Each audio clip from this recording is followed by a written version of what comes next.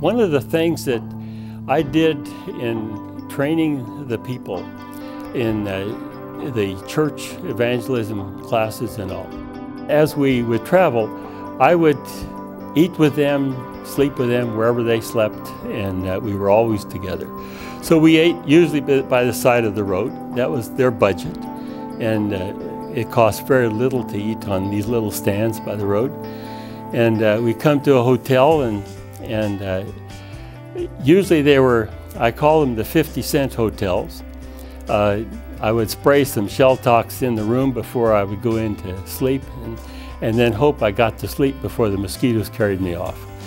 And I never realized what this meant to our Indonesian staff until back in the U.S. I was invited to share in the chapel at Biola University.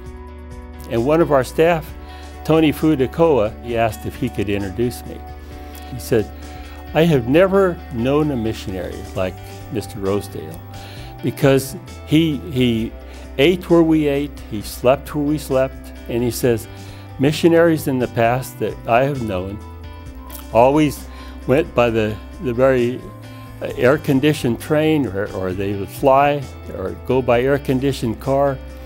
They would eat in the very best hotels, they'd sleep in the air-conditioned hotels, and they'd always ask us to go by the very cheapest transportation, take a bus that was very uncomfortable, and we would eat on the side of the road while they ate in the hotels." And he says, "Roy always stayed with us." And he said, this made a terrific impact on all of us as staff members. And it was hard to speak after that, but I never realized the impact because I was just doing this naturally. But the way we act and the way we serve, this is really an example of being a servant leader, the way we serve our staff when we're raising them up. When we had meetings, I would introduce the staff and make them feel important rather than myself, because they're the ones who are going to stay there forever. When I left Indonesia, we had about 85 people who were trained to do the messages, the training, and so forth. And now the staff is up to about 300 staff members, with even more, a couple hundred film team members.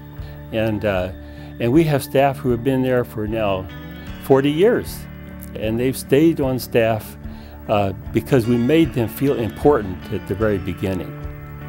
And they have done a great job.